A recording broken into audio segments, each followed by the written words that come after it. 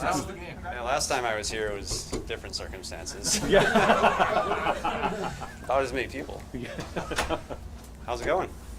Good. That's a question for you. What was your reaction to all that? Oh, it was awesome. It's good to be back in front of the crowd. I mean, that's something you kind of you start to get used to it, right, as a player. And then, you know, you don't have that around as much anymore, and definitely not the Buffalo crowd. I mean, when you come back here, you know, they give you the nice one. Yeah. But and that was always awesome. But this is a special one, and yeah, I've been looking forward to being able to reconnect and see people and be here, and you know, I do feel like I am a Sabre. Like that's always been that, so it's nice to kind of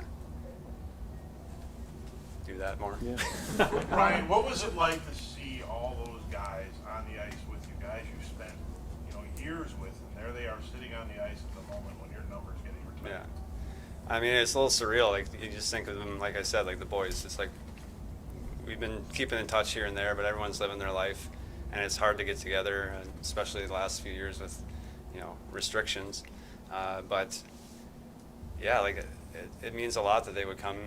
A lot of them had to travel and go out of their way and take time to, you know, away from their families and to show up, and that means a lot to me. And I do hope that's a you know, nice way for us to stay connected and catch up tonight and continue moving forward. And I got some buddies I haven't seen in a long time from Michigan. I got a lot of buddies from other parts of the country who came out, and they filtered into town last night, and I think they're going to probably scare everybody around town here.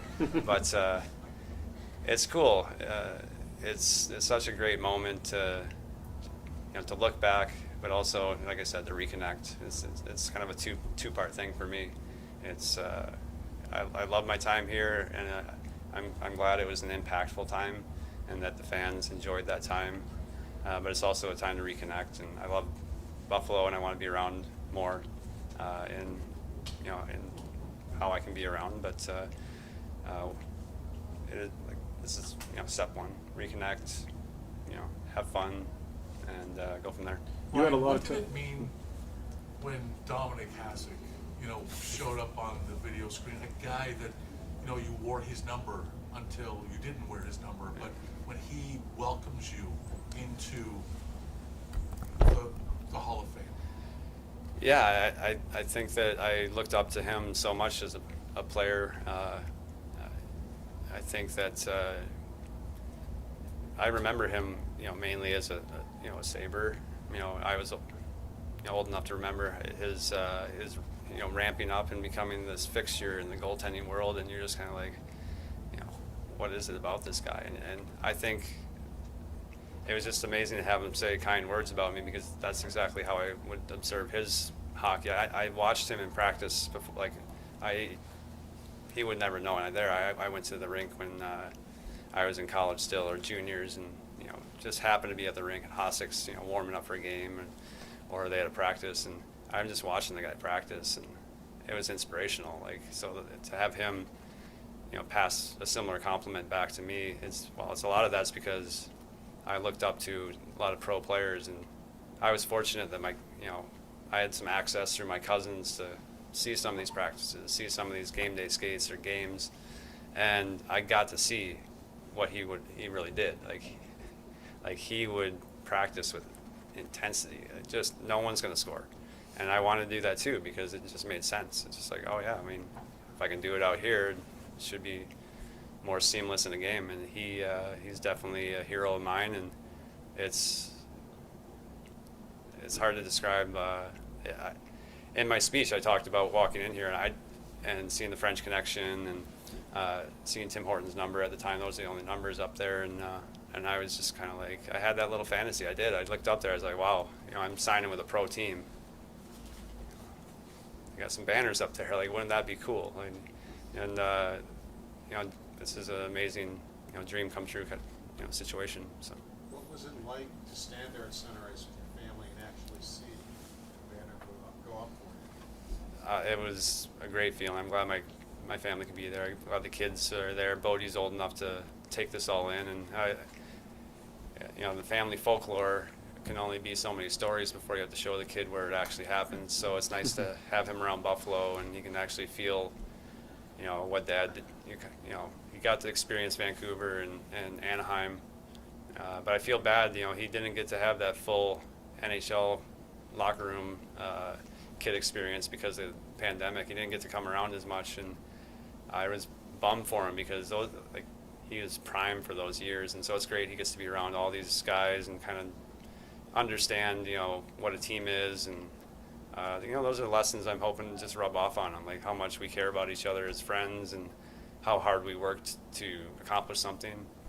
It's something that, you can't just fill a kid's head with words. As I'm finding out as a parent, you have to actually have something they can, experience. So it's important for me to get him back here and around, a big part of my life. And Kaya made it through.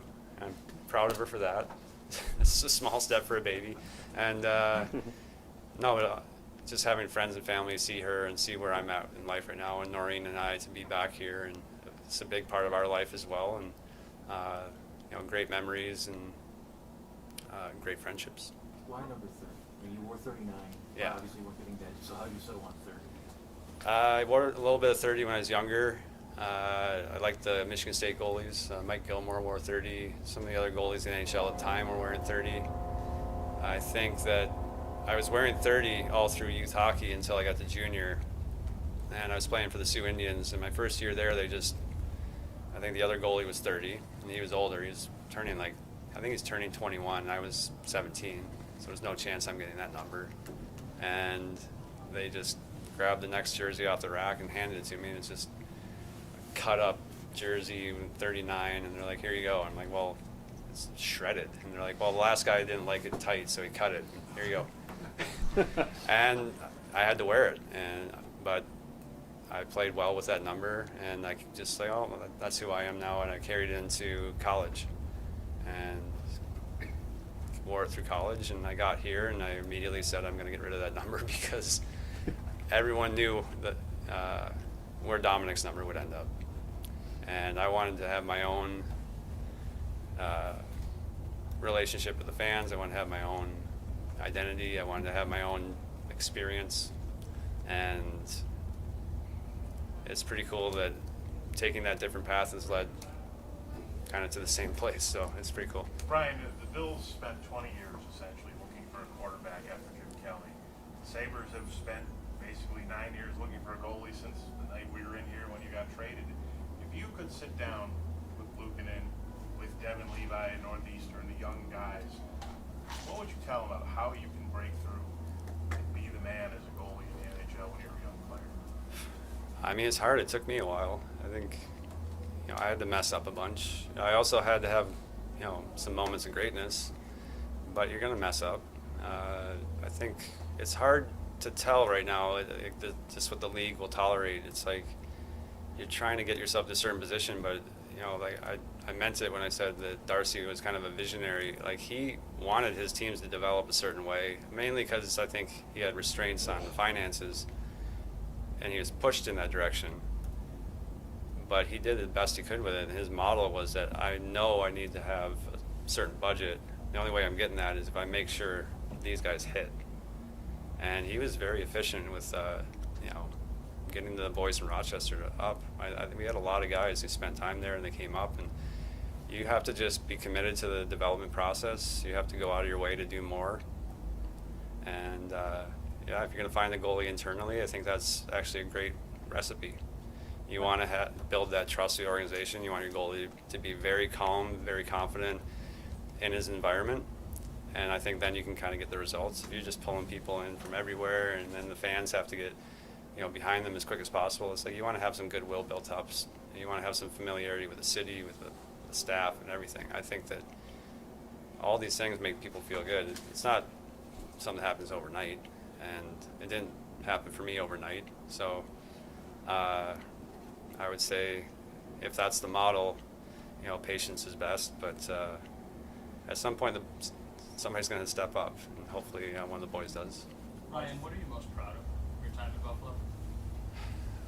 It's hard to pick one moment. I think I just loved playing with the guys and the feeling of winning the game. And I thought we did it the right way. We built it together as a group. All these guys have been saying a lot of nice things about me, but I could equally say about them how much of an impact we all had on each other. It's, when they're out there trying to make a power play work, there's the other side of it. We're trying to help them get better.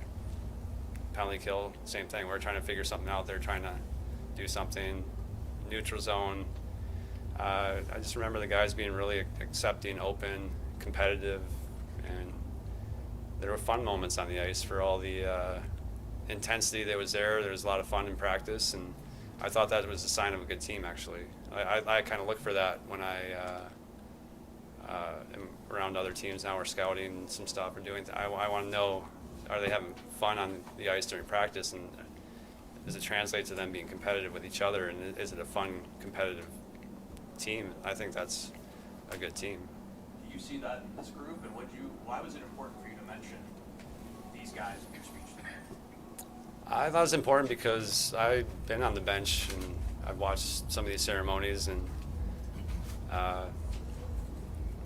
don't know. I just think they deserve some credit for making improvements. All of them have a nice attitude, and they have extreme amount of talent. I've been watching a lot more hockey, obviously, so it's been good to see. But yeah, I would have liked to hear something positive coming our way. I think any little bit from the community helps. I mean, get these guys going, feel good about themselves. They have a real good chance here to be a good team. Ryan, was there ever the pang to come back for one more season at the end? Yeah, there definitely was, but I just couldn't.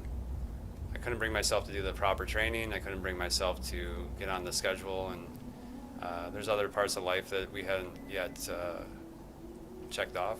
And I'm happy that Kaya, my daughter's here. Like that was a lot on Noreen. Like we wanted to have another child, and it's a lot on a woman, and it took a lot of hard work and tough pregnancy, tough delivery, all that stuff. Like she came through and she worked really hard and battled through, and we got a beautiful little girl, and that was a big part of this decision-making process. I was backing up, and that's not really where I thought I'd spend so much time. I thought I'd give it a couple of years and take it easy, but after that last year, I just didn't see myself going out during the COVID season. I just didn't want to be like, oh, that just fizzled out. I wanted to have another season. So that's why I came back for another one, but that's why also I wanted to move forward, and we had other life goals. Ryan, Vinny said that during practice, you would get upset if they didn't bear down. You wanted the shooters to bear down. You would get angry if they didn't. Yeah. And he said he would kind of learn things that he could do or couldn't do because of that. So it seemed like, and I saw something too, obviously. You had that intensity in practice also. Well, yeah, I wanted to be sharp for me, but we were building something, and it's my job to push those guys too, and their job to push me. I think Van is accurate. Like I wanted those guys to take their best shot. If they're not going to take their best shot, what's the point? Like, what are we doing out there? You might as well just not practice and come back tomorrow when you guys are ready to do that. So, but it's kind of something also where we could have fun with it, because I wanted their best. Like, I remember every once in a while, like Chris Drury would try and sneak a quick shot. He'd try and catch me napping on a play, and then that was a fun thing we had. And Briere would want to work on about 6 different breakaways. Lindy be, waiting for us in line, trying to talk to the boys. He'd just be shaking his head. And it's not something I want my youth hockey teams doing. You want to pay attention, but it's weird how it felt a little bit different. It wasn't not paying attention. It was like we legitimately had something to work on, and we pulled 20 seconds out of the practice quick because Danny wanted to work on something quick, or Drew wanted to work on something. And it was like that with those groups. What is it like to see the number of front office guys coming from that 2005, 6, 7 team? Briere and Drury and Greer, and you worked the league. Did you know at the time that the room was full of future GMs? And what do you think of that now? I mean, you could tell with some of these guys. I mean, Drew was always so serious. He kind of had that, but he had that fun side, and he had that competitive side, and you knew he would do something with that. It's hard. It is hard being retired because you want to be competitive, and I'm not good enough at golf to be competitive. You know, I try to find other things to be competitive at. And I have to watch myself so I'm not too competitive with my son. Like in anything, like even if he gets the last word on me, I'm just like, okay. Okay, I gotta try and let those go because I can't be competitive like that. But you know, I think all those guys, they had that drive, and there's not a switch for that. I think Drew is where he needs to be. Danny's going to be up and coming. He'll be a GM soon. Gurzy, I mean, it's in the family, but it's also, he has the mindset for it. He's a smart man. And, you know, I think if you ask the other guys, I think sure you talk to the boys. They're all coaching their kids right now. All of them are coaching their kids.